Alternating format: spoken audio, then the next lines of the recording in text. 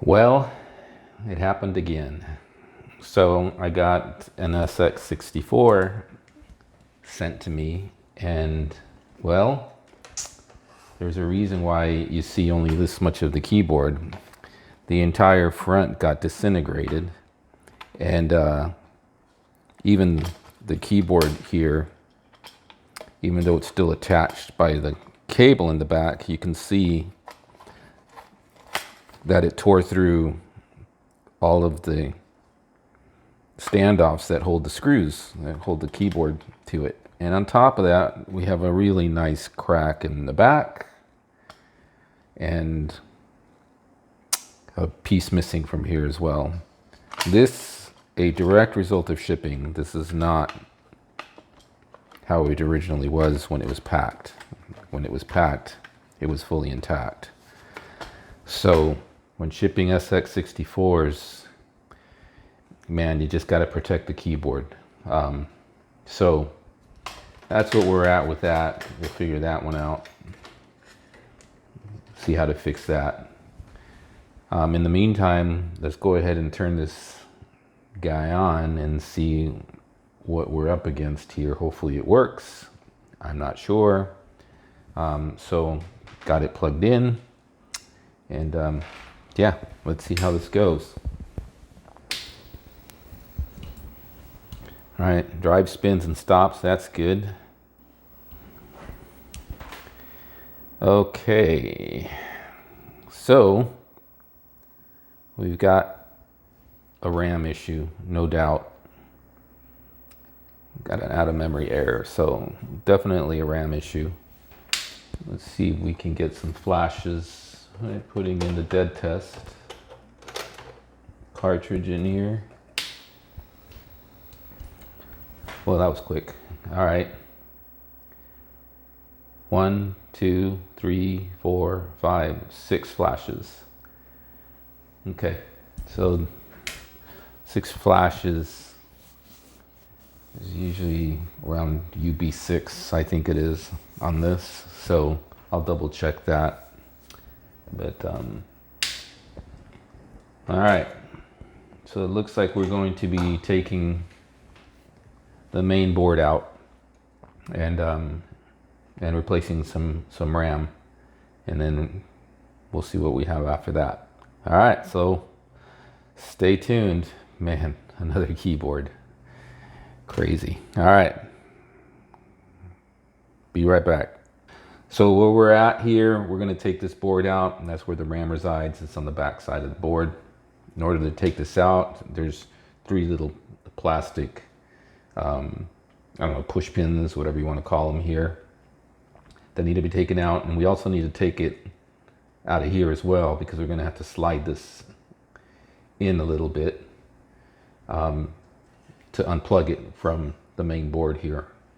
If you just take a little flathead screwdriver and just push the pin from the other side, you can see it comes right out.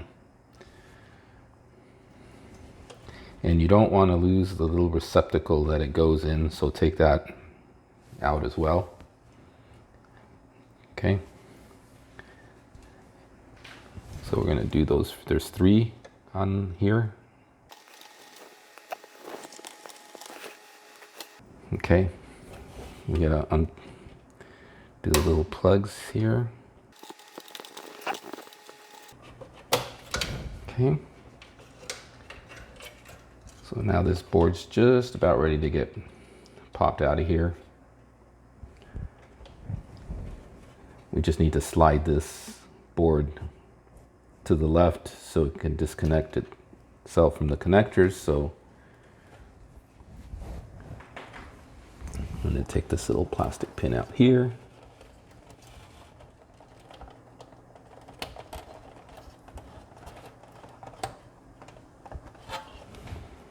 And if you pull the pin out or push it out just about halfway, you don't have to pull out the pin completely. If you pull it out just halfway, then you can just kind of pinch the little ends of the receptacle here, and it'll come out with it. So, okay.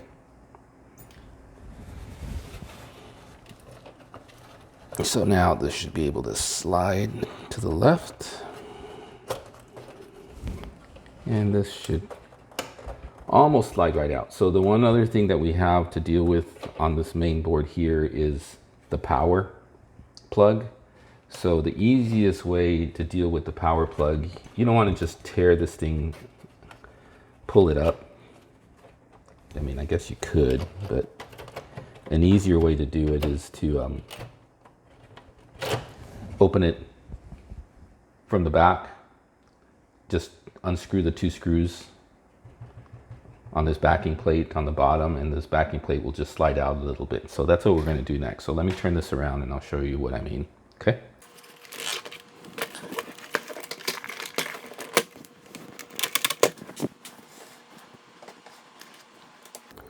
Okay, so we're going to take out these 2 screws here on the bottom.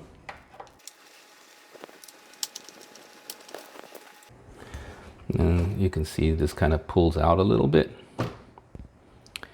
And that allows me to get in here and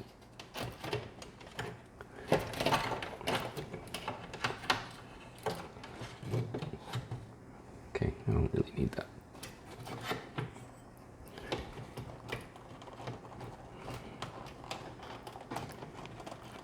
Okay, and get to this plug right here. Now I'm not going to unplug it. Well, let me backtrack. I'm going to unplug it because here's the RAM.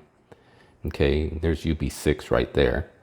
So I'm going to take it out of here. But in order to test it, after I replace it, we're not going to put all this back together. We're just going to leave it plugged in and turn the computer on.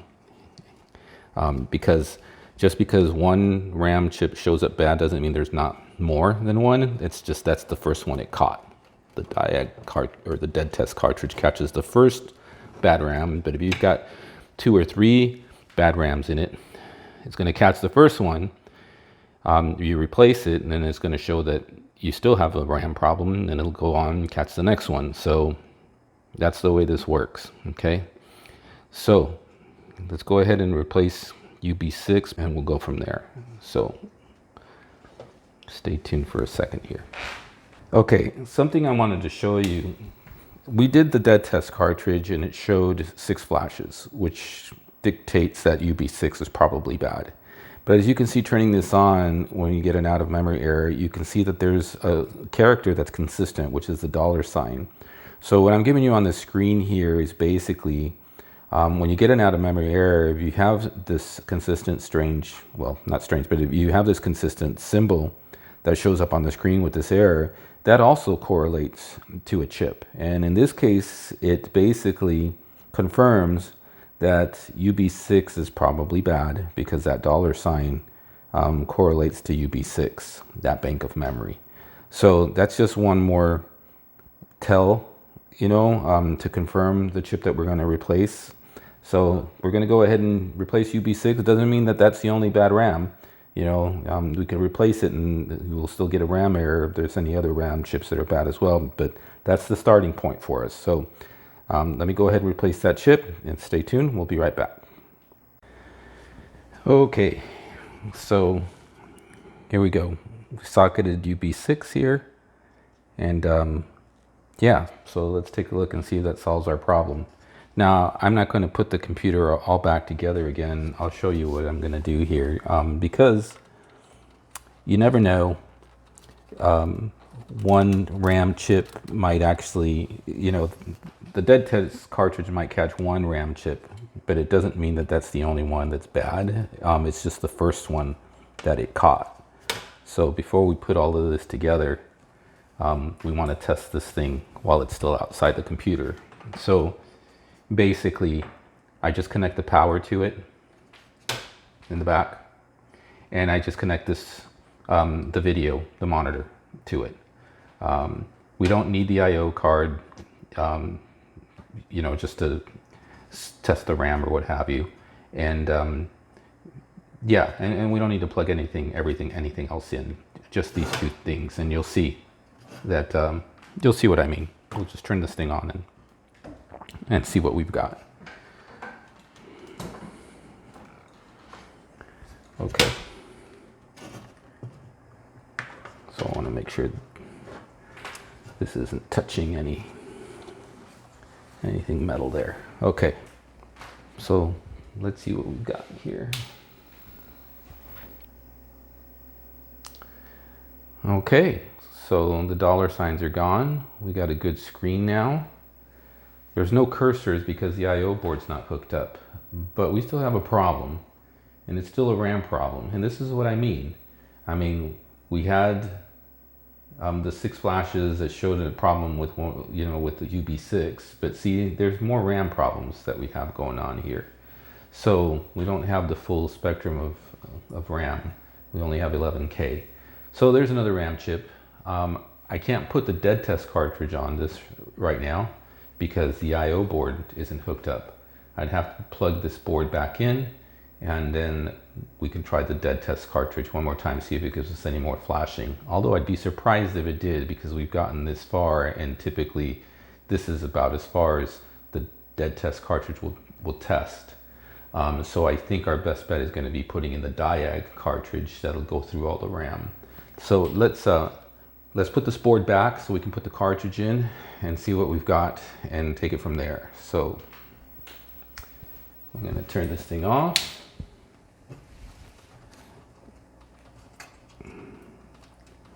Plug the monitor to it for now. Get this thing plugged right back in real quick.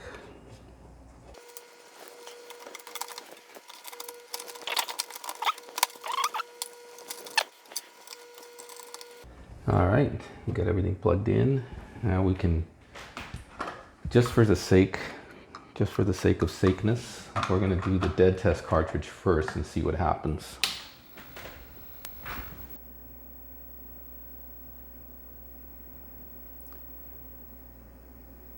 Okay, no flashes. Figured that was what would happen here.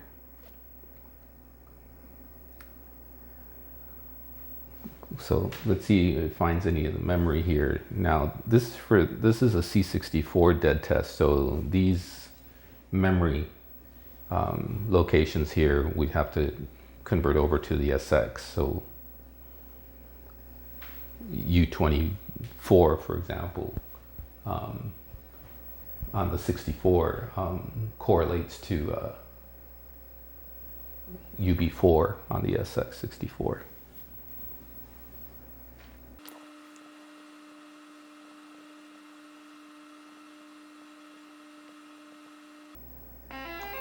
Okay, didn't show any of the RAM as being bad. So let's change this to diag. It's a much better test now that this thing turns on.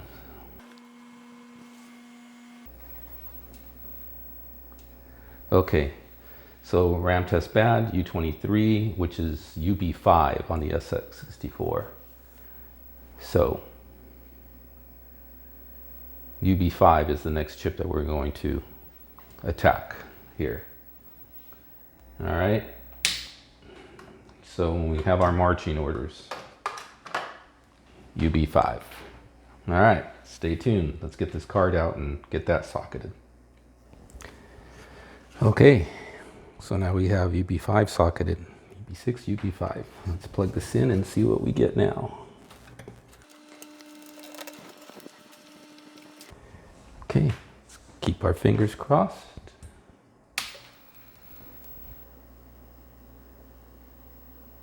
All right, that's what we want to see. 38911. No cursor because we don't have the I/O board hooked up, but I think this is a go now. And just in case, we're going to throw the diag cartridge back on here. Oh, I need to put the board, I keep forgetting, I need to hook up the I/O board in order to do that. All right, so we're going to put this back together again, and but it's looking really good right now.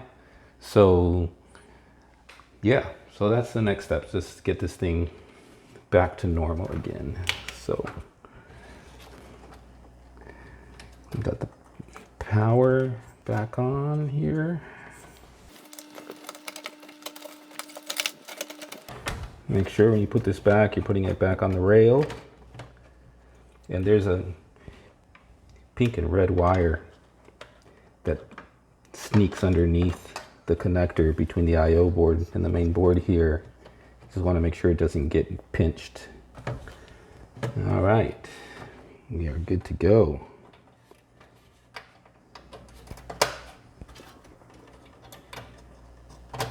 Okay, got the plugs back in. Now we can do the diode test.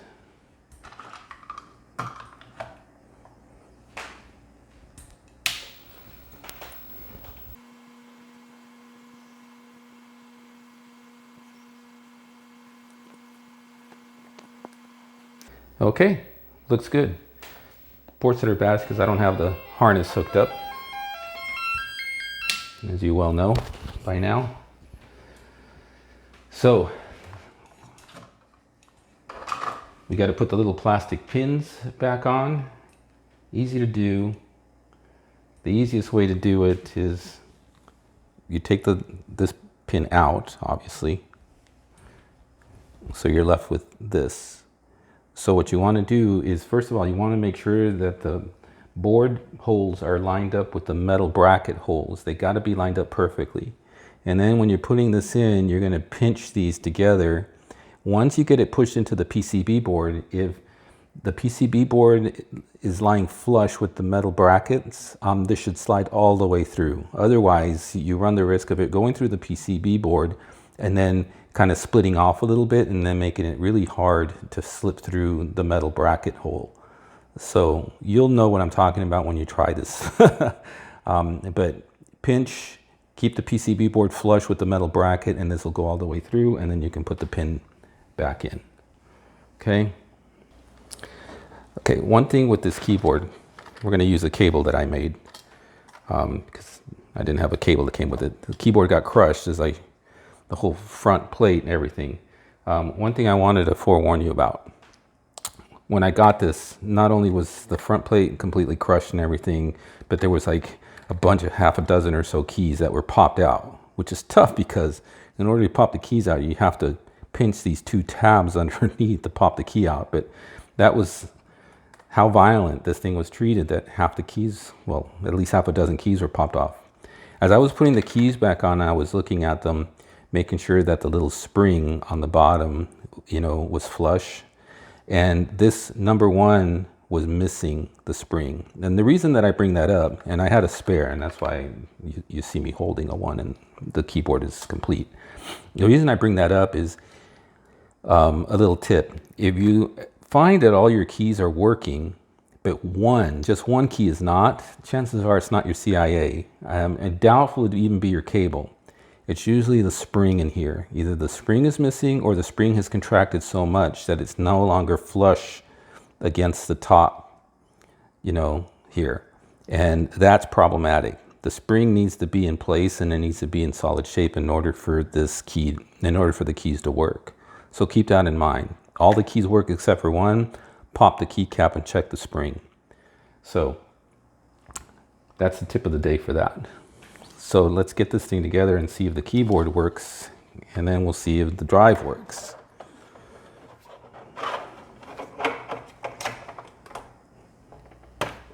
Okay.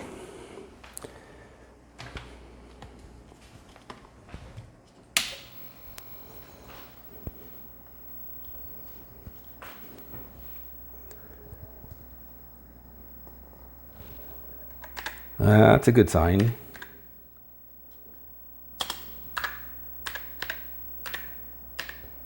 Okay, we got some keys that are a little temperamental. No surprise on the SX-64 boards. Chances are the Mylar needs cleaning. I forgot if it's jumped or jumps.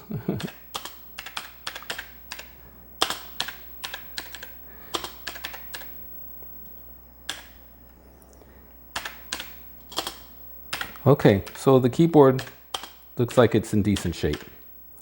That O kind of sticks a little bit, but it's in decent shape. That's really good. And this sentence tests all the letters, so it's looking good. So at this point, the keyboard looks fine. Let's go ahead and test the disk drive here. Put a disk in. I'm not going to do a barrage of tests here. I'm just going to just see if I can load a directory off it and call it good if I can. I can always do the 1541 cartridge later. So that's nice. This keyboard's not as bad as most that I get. All right. Looks like the disk drive survived the journey, so that's good for the most part. I mean, we're not really doing, like I said, a barrage of tests on it, but this is a great sign. So yeah, so I think we're ready to put this thing back together again, and then we'll just do a quick summary. So a couple of RAM chips replaced, and it was good to go. So stay tuned, and we'll wrap this up in a second here. Okay, so I think that pretty much wraps up this restoration. We replaced 2 RAM chips. I think you saw that you can never trust one being bad. There oftentimes can be one behind it. Tested the keyboard. At some point, I'm just going to have to start 3D printing keyboard cases, because boy, this is like the 5th or 6th one that's arrived shattered like that, and it's insane. Test the disk drive works. So at this point, I think we can call this good and put it in our collection. And once I get the keyboard case straightened away, that shouldn't be an issue. I do have spares. So I hope you learned something out of this, from my mistakes or anything that I did right. Maybe picked up a few tips. And yeah, so like I always say, live for today, enjoy it, life is short. Peace out.